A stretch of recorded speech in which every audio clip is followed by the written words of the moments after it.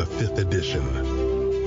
Join our various gaming groups as we play the 5th edition of Dungeons & Dragons.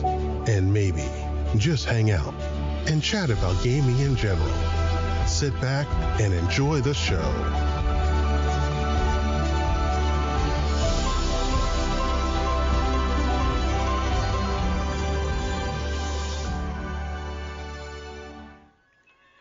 Hi, this is Kelly, aka Trixie from Ragnarok and Roll, assigned to Ragnarok Story, and Tilda Wimblewick from D&D Journey of the 5th Edition.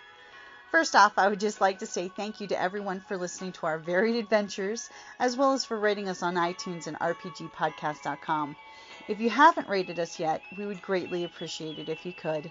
And if you're looking for more ways to support our efforts, we are now on Patreon, a great site where you can help us continue making more podcasts, as well as some special surprises for our patrons.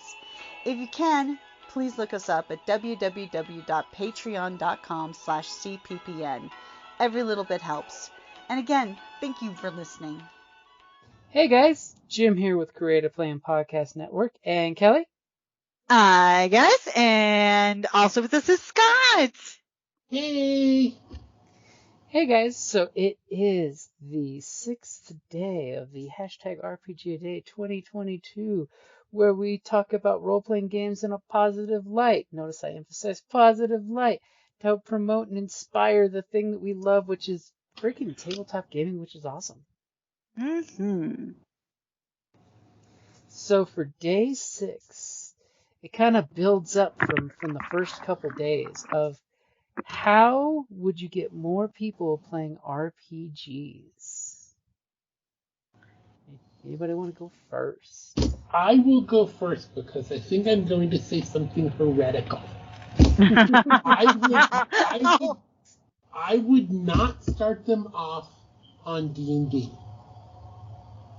I don't know where this is going. No. D&D is a great system. However, it has 50 years of history behind it. True. Mm-hmm. What I would do is I would find out their favorite genre, be it, medieval or space or something like that. And then I would do a real quickie, real easy RPG, maybe a GURPS, because that's easy to learn and easy to play. Mm-hmm. Maybe even something as simple as the old Melee and Magic system. Ooh. Or possibly one of the group combination games, depending upon how old and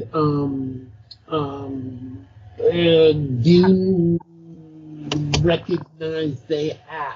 Mm-hmm. Because the joke, there's a joke about Pathfinder that says that the difference between Pathfinder and the game is that every 100 yards you have to roll to see if you trip over your own shoelaces. It's so And there's true. also a lot of things I like about Pathfinder, but again, that's got a lot of mechanics on it. So the first thing I want to do with anybody who's really young or really new to RPG is not get hung up on the mechanics. Is say, okay, this is the type of story you like. You know, this is who you want to be in it. Let's go. As a matter of fact, there is a, I think it's Instagram reel that I really like called 30-Second Dungeon. 30-second dungeon? 30-Second Dungeon. It starts with this guy basically in these wizard robes, and this person comes on and they say, okay, you're in this generic scenario. What do? Roll!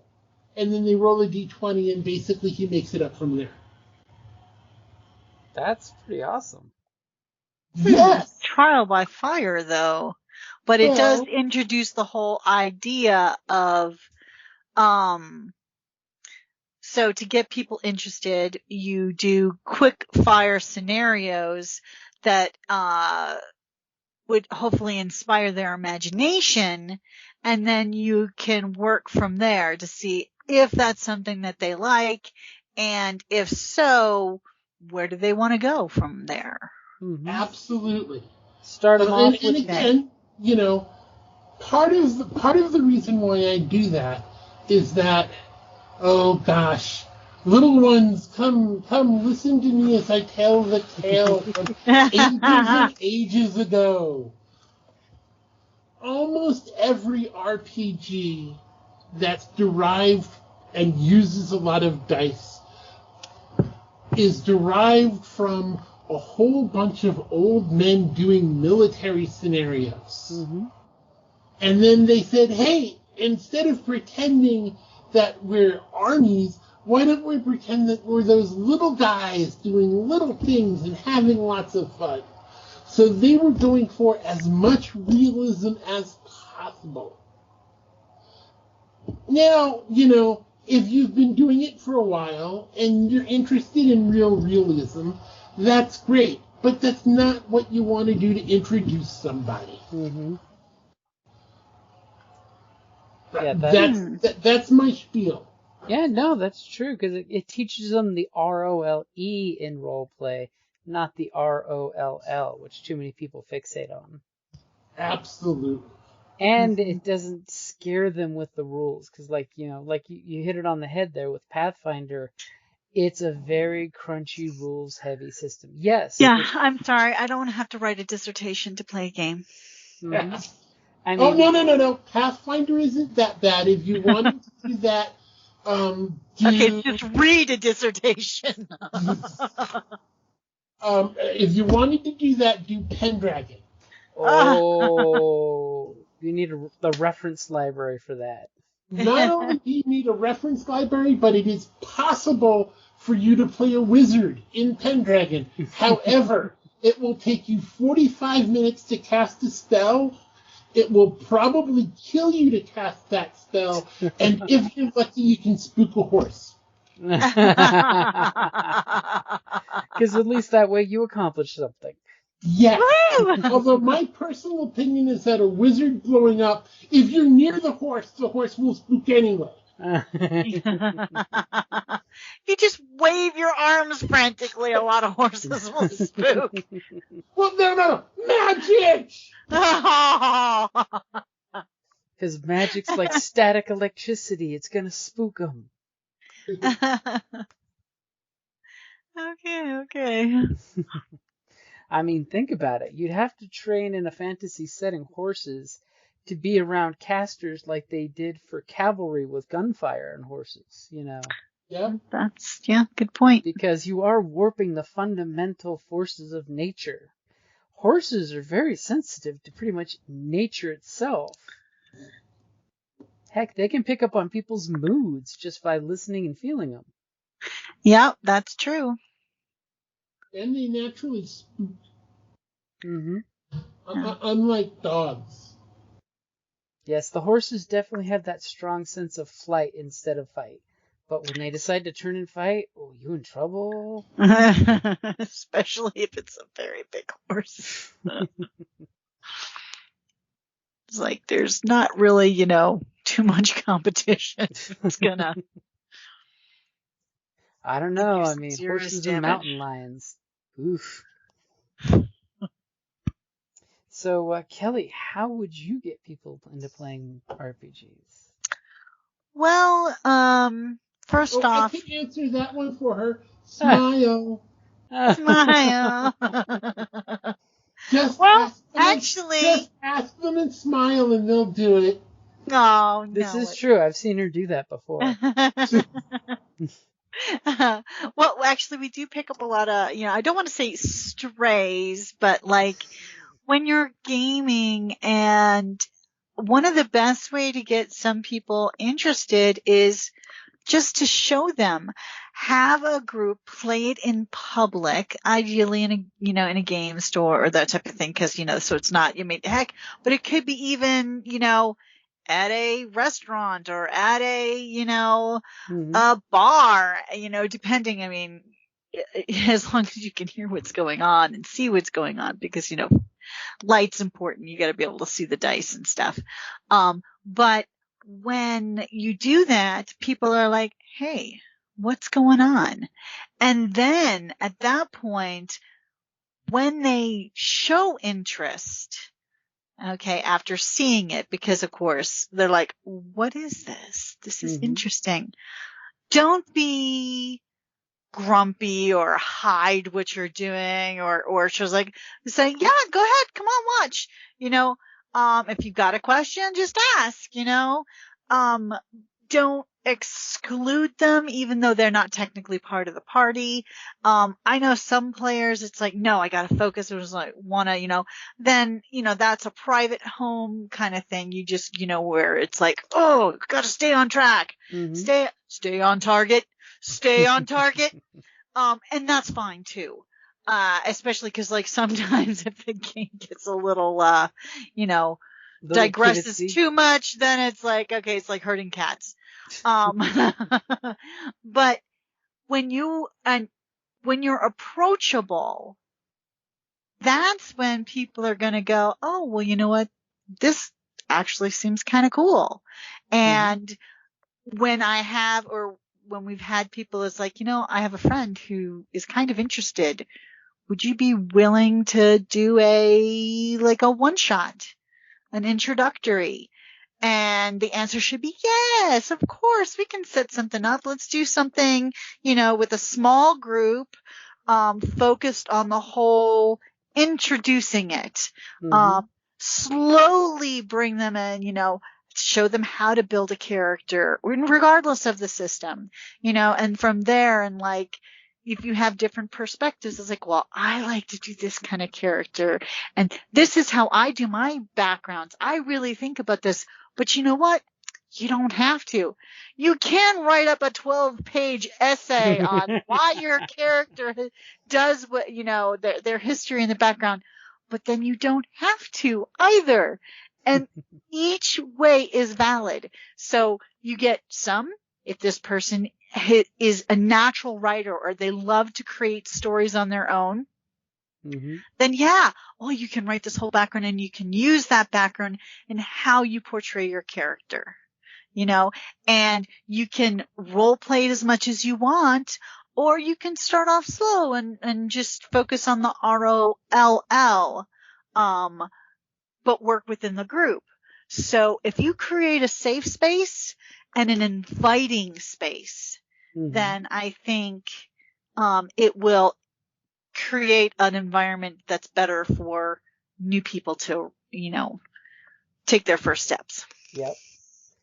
I totally agree with both you guys. I mean, for me, it seems simple for the how would you get more people playing RPGs. 1, tell people about RPGs. 2, empower them to play by hosting games or having them invited to watch a game, because you can totally make a one-shot character for them to watch and not hardcore game, because some hardcore groups really don't like the violation of the circle, so to speak.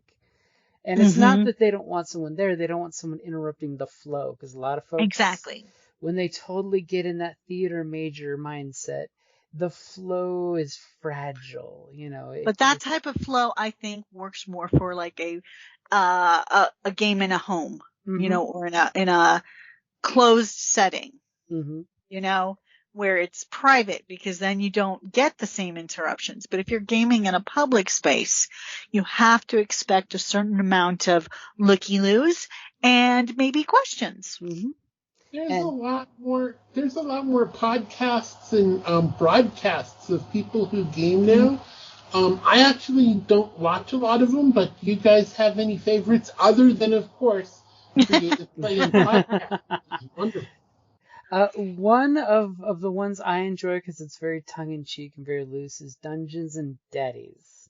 Yeah. Pretty much, like half of the usual group actually listens to that one. So that one's a fun one. So is Dungeons and Randomness. Dungeons and Random. Now, what's interesting about Dungeons and Randomness is they're very, it's like a story. It is, they stick to the story for the most part. They have other things that they do, for more community type things. But when they're doing their story, you have to audition. When they have spots available, you audition for it. So it's like, so they're trying to take the gaming up to more of a cinematic level, and they succeed. Yep. Once they start on the episodes, they are in character for pretty much the entire episode. Yeah, it's like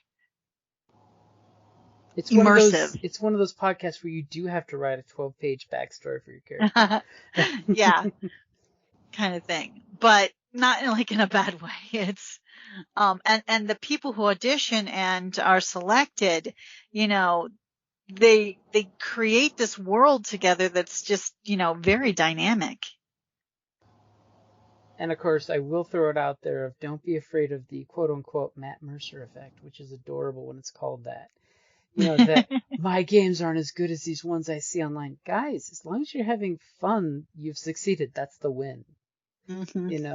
Don't think RPG has a right way or a wrong way. The only thing you have to worry about is scheduling conflicts, showing up, and having fun together.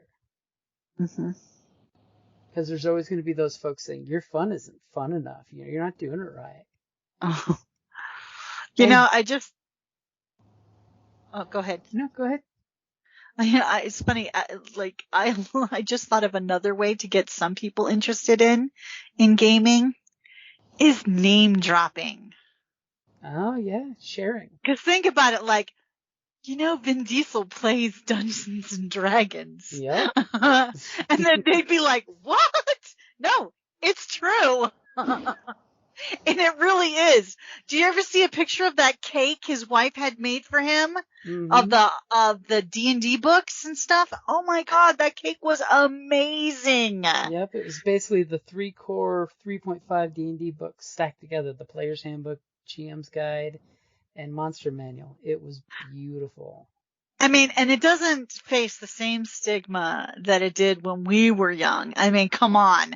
60 Minutes did D&D no favors. And it was completely bullpucky. Their whole, expose on Dungeons and Dragons and Satan. Oh, please. Obviously, none of you people have played this game or actually looked at, it's like where they pulled that nonsense from. Just because the book has devils in it, it also has gods. It has divine magic. It's got bless as well as curse. It's, it's like this 2 heads. You got to have both, it's, but, the same stigma doesn't apply nowadays. It's much more, acceptable. Well, it's because you have school kids reading Harry Potter and things like that.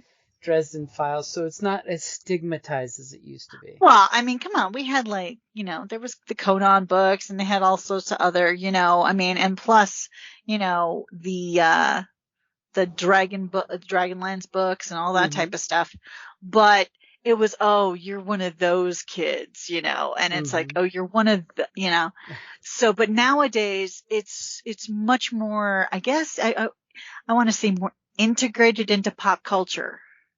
Well, I think we can also... Stranger Things. Yeah.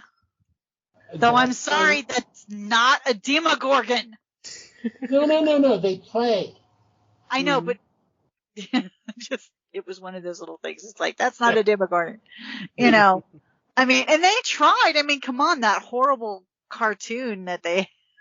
Oh, that was the I'm best. sorry. It had...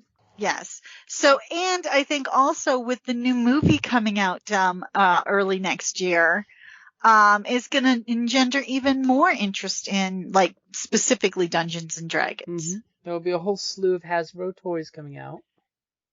Yeah, which will be fun. And by the way, speaking of podcasts, I will totally throw out Order 66 podcast is a great Star Wars podcast. Just saying, another good one out there. They have a few real plays, but it's mostly RPG related about the Star Wars RPG game. And I pretty much for my closing will totally have to throw out there, something Madame Askew says, but for the RPGs out there, be a good ambassador to RPGs. Yes. Be a good person, share RPGs, offer to teach people. If you're a player, you don't have to be a GM to teach people. If you're a player, be willing to sidekick with somebody and help walk them through the hard rules or where they need to go. Don't tell them what to do, but help them figure out how to do it themselves.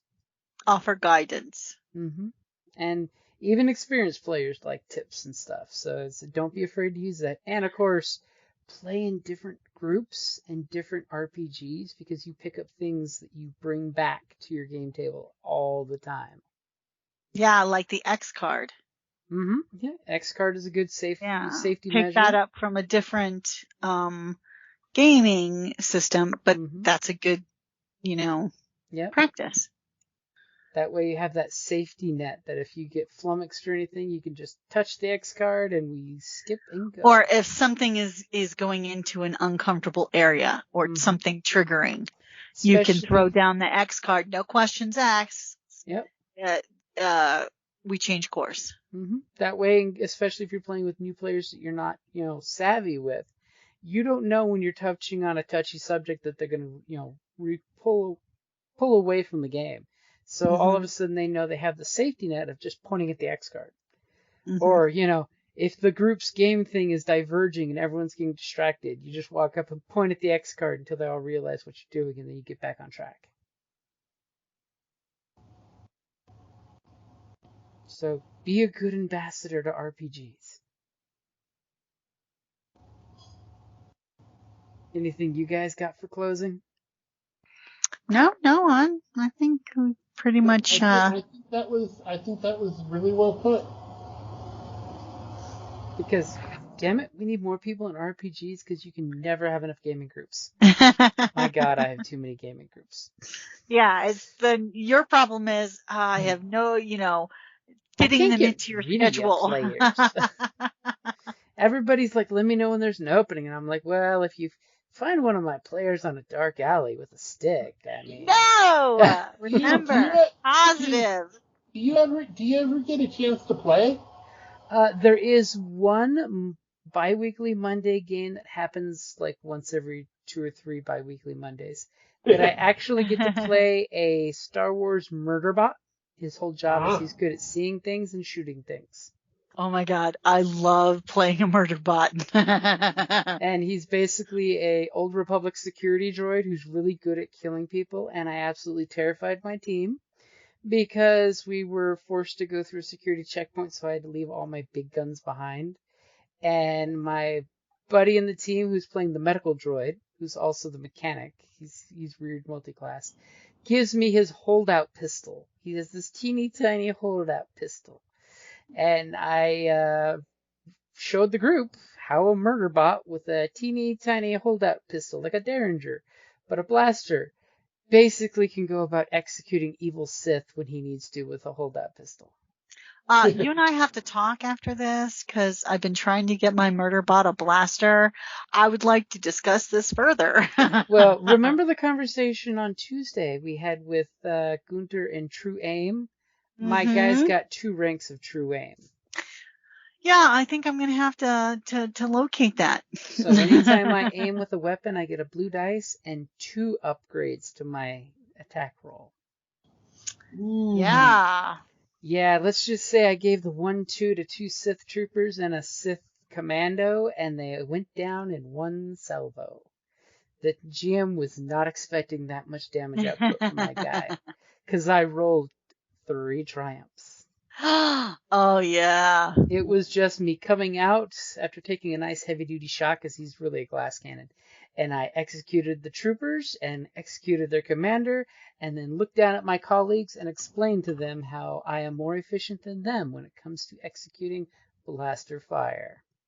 Because that's usually my guy's shtick. Thankfully, he has sentience now because his maker gave it to him.